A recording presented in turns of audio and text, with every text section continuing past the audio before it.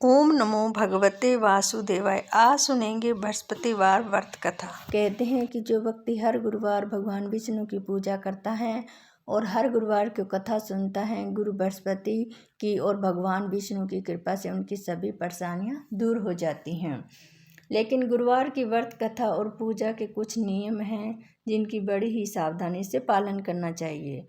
आइए जानते हैं गुरुवार की व्रत कथा और व्रत से जुड़े कुछ नियम। गुरुवार व्रत कथा में कई बातें ऐसी बताई जाती हैं जिसे मनुष्य को ध्यानपूर्वक अपनाना चाहिए। कहते हैं कि जो श्रद्धा भक्ति से गुरुवार को भगवान विष्णु की पूजा करता है, गुरुवार व्रत की कथा कहता है और सुनता है, उनकी गरीबी कष्ट को भगवान विष्णु दूर कर देते हैं। जीवन में सुख समृद्धि के लिए गुरुवार के दिन आप भी इस गुरुवार व्रत कथा को सुने या पढ़ें। सूर्योदय से पहले उठकर स्नान करें। बृहस्पति के दिन सूर्योदय से पहले ही उठे और नियत क्रम से निर्मित होकर पीले रंग के वस्त्र पहने। इसके बाद घर में गंगा जल का छिड़काव कर उसके बाद पूजा घर में श्री हरि विष्णु की मूर्ति या चित्र स्थापित करें। पीले रंग के गंध फूल अक्षत चढ़ाएं। गुड़ चना और मनका चढ़ाकर विधि विधान से पूजा संपन्न करें और मंत्र का जाप करें। इसी व्रत की कथा पढ़े और करने के बाद केले के पेड़ में जल चढ़ाएं। बृहस्पति की कथा ब्राह्मणों और दानी तथा राज्य गरीबों की सेवा सहायता करता है। यह प्रकार की एक प्राचीन समय की बात है। भारतवर्ष में एक राजा राज्य करता था। वह बड़ा प्रतापी और दानी था। वह नित्य गरीबों और ब्राह्मणों की सेवा सहायता करता था। वह प्रतिदिन मंदिरों में भगवान दर्शन करने के लिए जाता था, लेकिन यह बात उनकी रानी को अच्छी नहीं लगती थी। वह न तो पूजा करती थी और न ही दान करने में उनका मन लगता था। एक दिन राजा शिकार खेलने वन को गए हुए थे तो रानी और दासी महल में अकेली थी। उसी समय बृहस्पति देव साधु वेश में राजा के महल में भिक्षा के लिए आ गए और भिक्षा मांगी तो रानी ने भिक्षा देने से मना कर दिया। रानी ने कहा कि हे साधु महाराज, मैं तो दान पुण्य से तंग आ गई हूँ। इस कार्य के लिए मेरे पतिदेव की ही बहुत है। आप ऐसी कृपा करें कि सारा धन नष्ट हो जाए, तब आराम से रह सकूं। साधु ने कहा, देवी तुम तो बहुत बड़ी अजीब हो। धन और संतान से कौन दुखी होता है? इसी तो सभी कामना करते हैं। पापी भी पुत्र और धन की इच्छा करता है। अगर तुम्हारे पास अधिक धन है तो भूखे प्यासों को भोजन कराओ, प्याऊ लगाओ, ब्राह्मणों को दान दो, कुआं तालाब बावड़ी बाग बगीचे आदि का निर्माण कराओ, मंदिर पाठशाला धर्मशाला बनवाकर दान दो, निर्धनों की कुंवारी कन्याओं का विवाह कराओ, साथ यज्ञ आदि कर्म करो और अपने धन को शुभ कार्य में खर्च करो।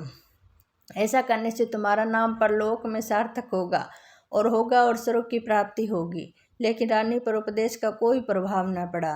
वह बोली, महाराज मुझे ऐसे धन की आवश्यकता नहीं जिससे मैं अन्य लोगों को दान दूं, जिसको रखने और संभालने से मेरा सारा समय नष्ट हो जाए।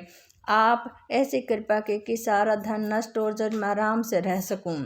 गुरुवार व्रत कथा साधु और रानी का संवाद। साधु ने उत्तर दिया, यदि तुम्हारी इच्छा है तो जैसे मैं तुम्हें बताता हूँ वैसे ही तुम करना और बृहस्पतिवार को घर को गोबर से लीपना और अपने केसों को पीली मिट्टी से धोना। राजा से कहना वह बृहस्पतिवार को हजामत बनवाए। भोजन में मांस मिद्रा खाना, कपड़ा धोबी के यहाँ धुलने डालना। ऐसा करने से 7 बृहस्पतिवार में ही आपका सारा धन नष्ट हो जाएगा। इतना कहकर वह साधु महाराज वहाँ से अंतर ध्यान हो गया। इसके बाद रानी ने वही किया जो साधु ने बताया था। 3 बृहस्पति ही बीते थे कि उनका समस्त धन संपत्ति नष्ट हो गया और भोजन के लिए राजा रानी तरसने लगे।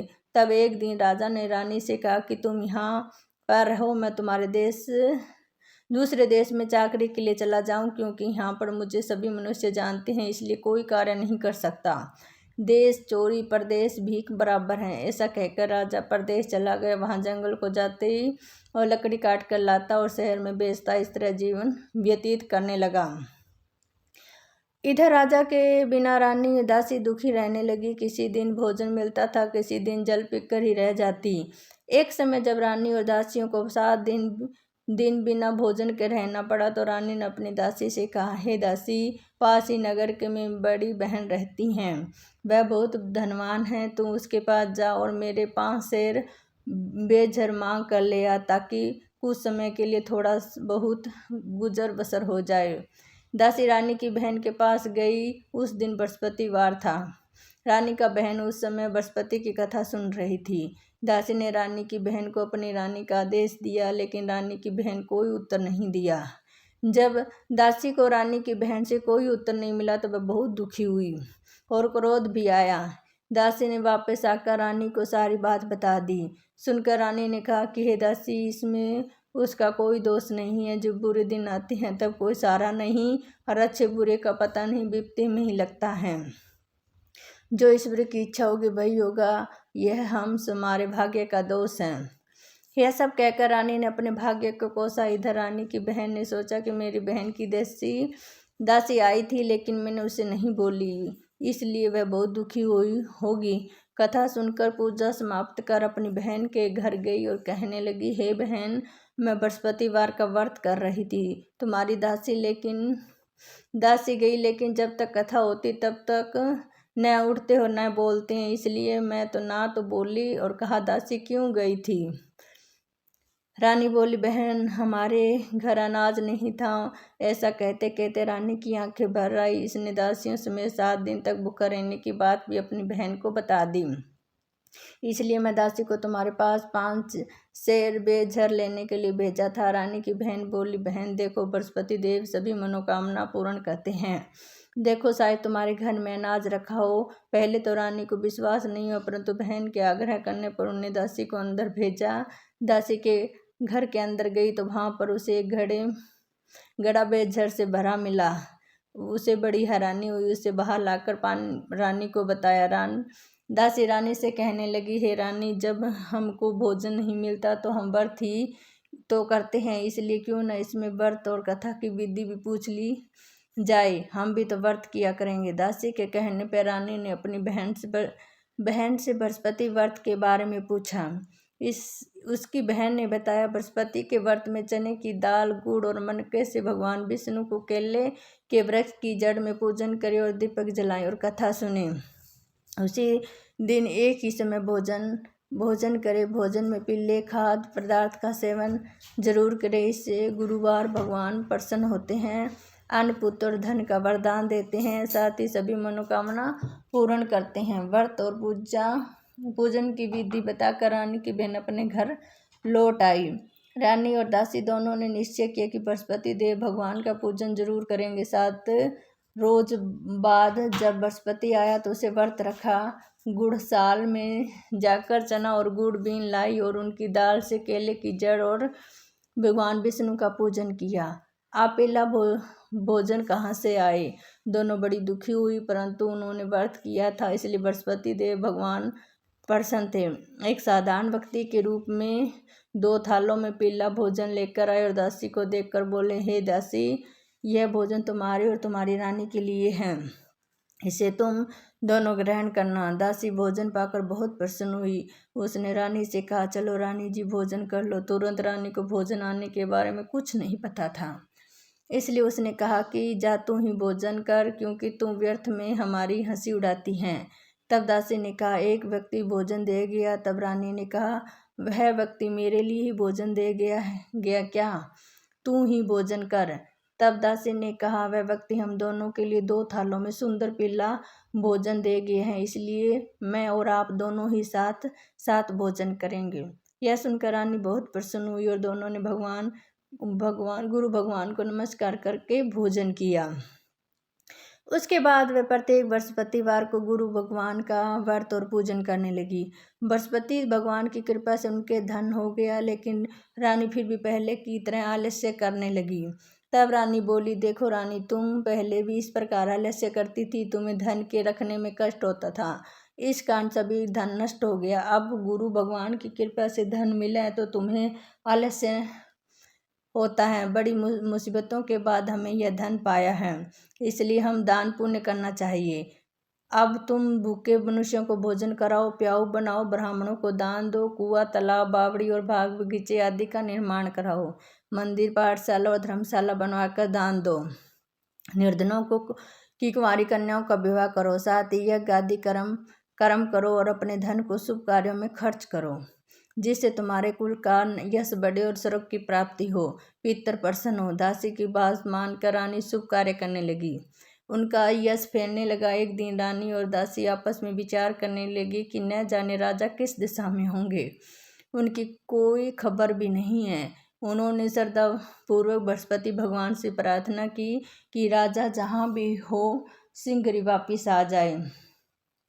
उसी रात्रि को बृहस्पति देव ने राजा के सपने में आकर कहा कि हे राजा, उठ, तेरी रानी तुझको याद करती हैं और अपने देश को लौट जा। प्रातः काल उठा और जंगल में लकड़ी काटने के लिए जंगल की ओर चल पड़ा। जंगल में गुजरते हुए विचार करने लगा कि रानी की गलती से हमें कितने दुख भोगने पड़े। राजपाट छोड़कर जंगल में बाहर आकर रहना पड़ा। जंगल में लकड़ी काटकर शहर में बेचकर गुजारा करना पड़ा और सारी दशा को याद करके व्याकुल होने लगा। उसी समय राजा के पास बृहस्पति देव साधु के भेष में आकर बोले, हे लकड़हारे, तुम इस सुनसान जंगल में किस चिंता में डूबे हो, तुम्हें बतलाओ। यह सुनकर राजा के नेत्रों में जल भर आया। साधु की वंदना कर राजा ने अपनी संपूर्ण कहानी सुना दी। महात्मा दयालु होते हैं। वे राजा से बोले, हे राजा, तुम्हारी पत्नी ने बृहस्पति देव के प्रति अपराध किया था, जिसके कारण तुम्हारी ये दशा हुई है। अब तुम चिंता मत करना, भगवान तुम्हें पहले से अधिक धन देंगे। देखो, तुम्हारी पत्नी ने बृहस्पति का व्रत शुरू कर दिया है। अब तुम भी बृहस्पति के व्रत में चने की दाल, गुड़ और मुनके से भगवान विष्णु को केले के वृक्ष की जड़ में पूजन करो और दीपक जलाकर कथा सुनाओ। उसी दिन एक ही समय भोजन करना, लेकिन भोजन में पीले खाद्य पदार्थों का सेवन करना। भगवान तुम्हारी सब मनोकामना पूर्ण करेंगे। साधु की बात सुनकर राजा ने बोला, हे प्रभु, लकड़ी बेचकर तो इतना पैसा भरी नहीं बचता जिससे भोजन के उपरांत कुछ बचा सकूं। मैंने रात्रि में अपनी रानी को व्याकुल देखा है। मेरे पास कोई साधन नहीं है जिससे उसका समाचार जान सकूं। फिर मैं कौन सी कहानी कहूँ, यह भी तुम मुझको मालूम नहीं। साधु ने कहा, हे राजा, मन में बृहस्पति भगवान के पूजन व्रत का निश्चय करो और वे स्वयं तुम्हारे लिए हर राय बना देंगे। बृहस्पति के दिन तुम रोजाना की तरह लकड़ियां लेकर शहर जाना। तुम्हें रोज से दुगना धन मिलेगा, जिसे तुम भली भांति भोजन कर लोगे और बृहस्पति देव की पूजा का सामान भी आ जाएगा। राजा ने ऐसा ही किया और उनके मनवांछित फल की प्राप्ति हुई। इस प्रकार से जो यह कथा पढ़ता है या सुनता है, उनके सभी मनोरथन पूर्ण होते हैं। गुरुवार की आरती। ओम जय जगदीश बृहस्पति देवा, जय बृहस्पति देवा, जय बृहस्पति देवा, जय बृहस्पति देवा, जय बृहस्पति।